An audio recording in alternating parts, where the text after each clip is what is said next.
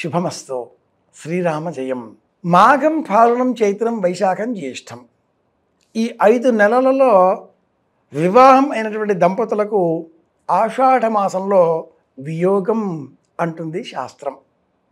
ఆషాఢ మాసంలో నూతన వధువు అత్తవారింటిలో ఉండకూడదు. ఎందుకని? ఆషాఢ మాసం శుభకార్యాలకు నింద్యం. ఎందుకని? ఇలా అనేక ప్రశ్నలు మన మనసులో మెదులుతూ ఉంటాయి. శూన్యమాసం అని కూడా అంటారు. ఎందుకని అనే ప్రశ్న కూడా వేసుకుంటూ ఉంటాం. సూర్య సంచారాన్ని గమనించినప్పుడు మిథున రాశిలో సూర్య సంచారం ఉన్న కాలం ఆషాఢ మాసం. ఈ మిథున రాశిలో ఉన్న నక్షత్రాలలో ఆర్ద్ర నక్షత్రం శివస్వరూపం. అలాగే మిథున రాశికి 7వ రాశి అయినటువంటి ధనురాశిలో ఉండే మూలా నక్షత్రం ఈశ్వరుని కంటి మంట కారణంగా దేహాన్ని పోగొట్టుకున్నటువంటి మన్మథ స్వరూపం. శాస్త్రంలో మిథున ఆషాఢం, ధనుఃపుష్యం, అలాగే కన్యా భాద్రపదం, మీన చైత్రం ఈ 4 కాలాలను శుభకార్యాలు పాటించరాదు అంటూ జ్యోతిషం సూచించింది.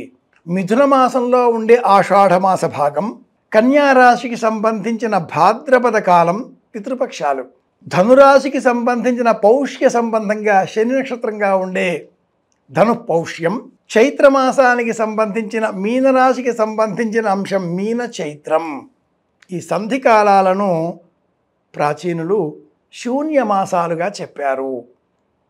ఈ కాలాలలో శుభకార్యాలు ఆచరించిన ఎడల అవి విఫలమవుతాయి అన్నారు. కవికుల గురువు మహాకవి కాళిదాసు మేఘదూత మహాకావ్యాన్ని నిర్మించేటటువంటి సమయంలో అద్భుతమైన శ్లోకాన్ని ఈ ఆషాఢ మాసంలో అమ్మాయి అత్తవారింట ఉండకూడదా, ఈ ఆచారం ఎలా పుట్టింది అనేది మనకు చెప్పే నిమిత్తంగా అని మనం తెలుసుకునే విధంగా ఒక శ్లోకాన్ని నిర్మించి ఉన్నాడు.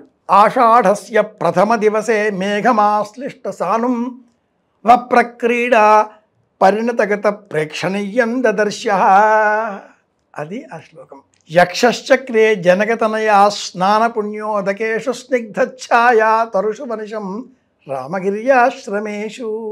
కుబేరుని అలగా పురి సైనికుడు పరాకుగా విధులు సరిగా చేయని కారణం చేత శాపం పొంది సంవత్సర కాలం పాటు భూమి మీద సంచారం చేయవలసి వచ్చింది. రామగిరి అనే కొండ మీద ఉండగా ఆషాఢమాసపు మబ్బులు ప్రయాణం చేయడం ప్రారంభించాయి. ఆ మబ్బులను చూచినటువంటి ఈ యక్షుడు తన ఇల్లాలకి వార్త పంపించే విధంగా సంకల్పం చేశాడు. ఇది ఆషాఢమాసపు మబ్బులు. ఆషాఢస్య ప్రథమ దివసే మొట్టమొదటే ప్రారంభమవుతున్నాయి. వప్రక్రీడ ఏనుగలు మట్టిని శిరస్సు పైన పోసుకొని ఎలా ఆడుకుంటూ ఉంటాయో కర్మతో మనం అలాగే బాధపడుతూ ఉంటాం. ఏమిటి ఈ మబ్బు? ఆషాఢంలో వచ్చే మబ్బు ధూమజ్యోతి సల్లమరుతాం సన్నిపాతః. ఇది మేఘదూత మహాకావ్యం. ఆషాఢమాస శబ్ద స్పర్శ కల మహాకావ్యం. ఈ మాసంలో ఆర్ద్ర నక్షత్రం శివ నక్షత్రం కనుక ద్వైదీభావంతో ఉన్న నక్షత్రం కాబట్టి సాంసారిక పరమైన విషయాలలో వాంఛ పడసూపిన ఎడల సత్ఫలితం ఉండదు. విషమ వైరి ఫలితాలు వస్తాయి. సంతానం కలగదు. సంతాన నష్టం. ఇది గ్రహించిన ప్రాచీనులు ఆషాఢమాసంలో భార్యాభర్తల మధ్య కలయిక అశాస్త్రీయం.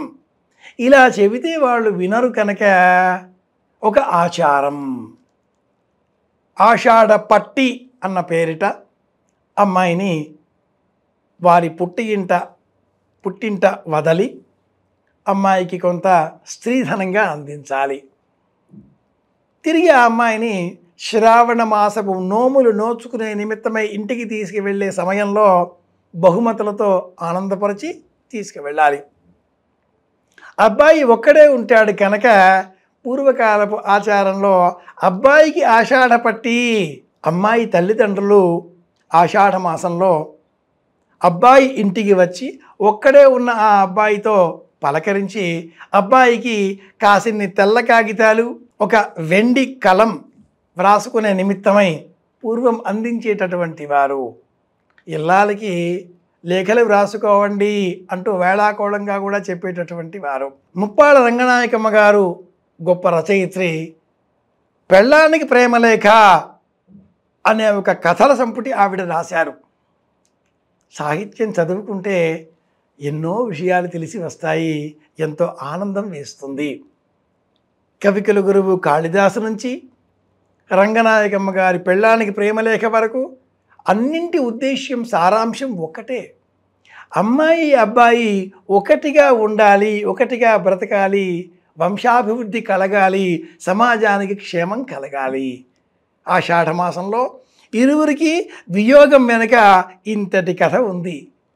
తెలుసుకున్నాం కనుక పాటిద్దాం, మరింత తెలుసుకునే ప్రయత్నం చేద్దాం. మళ్ళీ కలుసుకుందాం. నేను మీ కాకునూరి. శుభమస్తు.